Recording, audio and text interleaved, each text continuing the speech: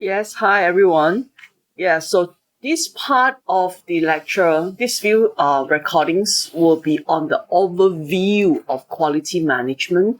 So before we can talk about quality management, which will be covering the later parts of the recording, we are going to be looking at what is quality. We need to know what is quality first. So together with time cost, this is a triangle, the golden triangle of management, of any project management, because time and cost, we've already defined them.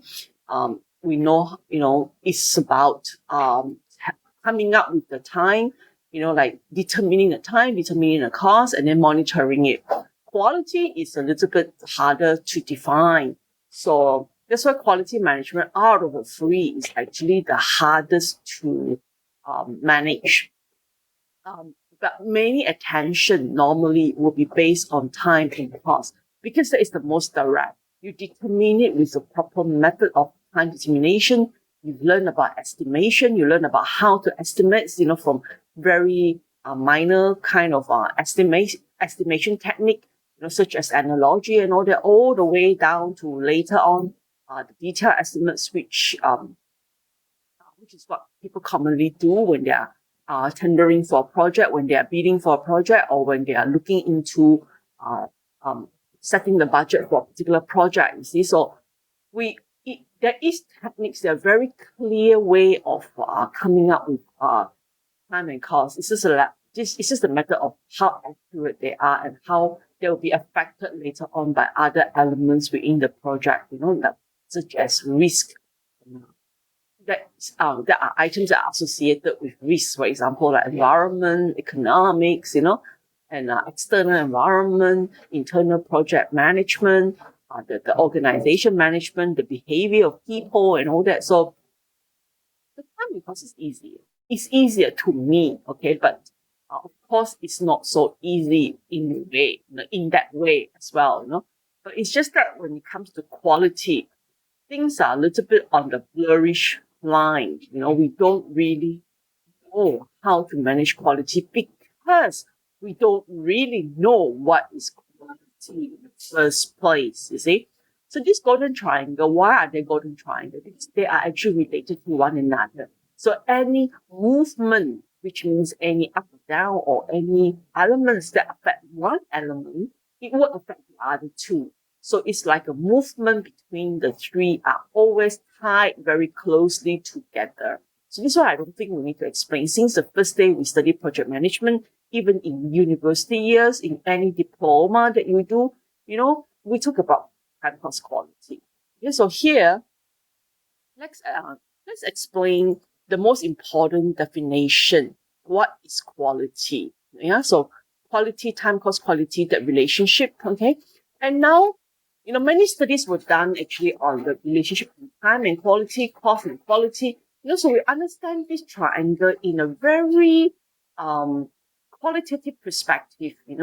And people don't really seek to define this perspective in terms of um very quantitative way, which is actually a little bit sad. There is a way, there are people who attempt to do it, but it is not really done in like a very wholesome, very complete way. So it's very segmentalized.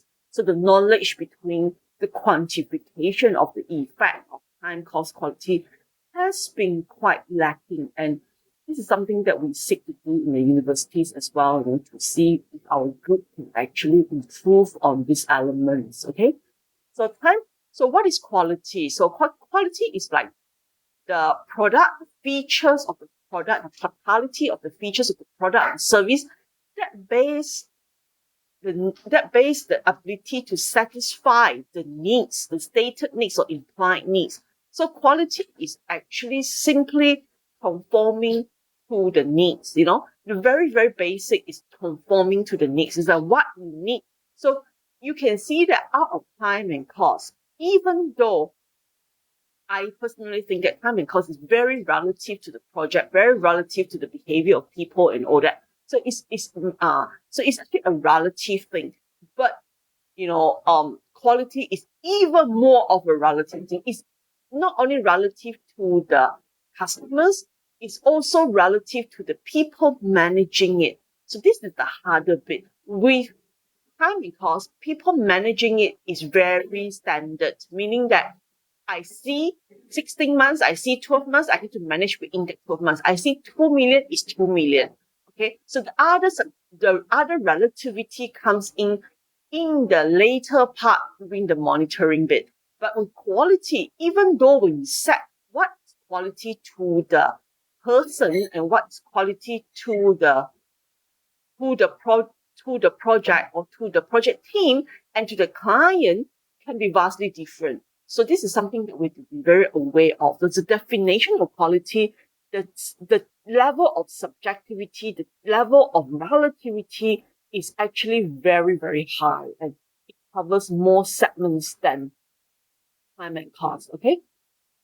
So there are actually other definitions that describe quality, such as it's a relative quality, which is absolute related to the comparison of features and characteristics of a product.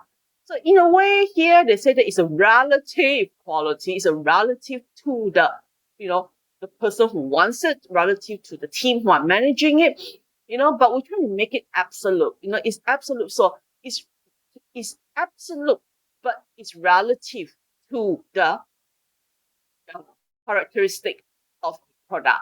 Okay, I mean, relative is the product quality is actually absolute. We make it absolute, try to make it absolute, but that absolute is actually relative to the people who manage it, the things that is around the project itself. Okay, right, and the other thing is product based, so it's like how different is it, the final attribute and the one that you want, how different is it? If it's not that much different, exactly the same, then you talk quality.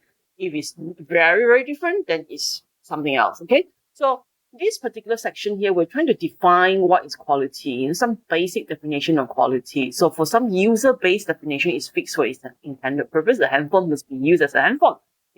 A house must be able to live in. That is user-based. And manufacturing is always about conformance to standards. And the problem is with construction, we stick to this manufacturing conformance to specifications, which we talk about specification all the time, and that is very, very dangerous when you do that. Okay, so I think for construction, if we don't move away from the manufacturing-based kind of definition, we are always going to be in the trouble of unable to fulfill the quality, because specification very, very rigid, and because factories are rigid, their environment are rigid, but for construction, our environment is more relative. There's more relativity, there's more subjectivity in our environment. So if we're putting relative and subjectivity into a very rigid environment, which is like the conformance to specifications, it will be very difficult. It will be very difficult to manage in the sense. No matter how you manage it, it will be different. So I think this is some very good food for thought. We're talking about the environment of a engineering company, then of an engineering project, or civil engineering project, versus the quality aspect, and trying to make quality absolute through things like specification, and that would be very dangerous. Or do you think that it's actually good? But of course, I think it's important to have some standards, to have some specifications to describe the project well. That is very important. But it's the management bit, it's the afterwards bit that we need to find ways to do better kind of processing and better kind of management in order for you to be able to meet that rigid environment in that sense. Okay. So I think there's a few words here: the rigidity, the relativity. We don't want things to be subjective, but without being subjective, we will be objective. But objective means some form of rigidity. So yeah, and how our management can actually cater for all these elements within the construction industry is different compared to the manufacturing industry, whereby the environment itself is already very set, very confirmed, very rigid. Not to say rigid, but I think it's actually very easy to manage because it's in a set environment.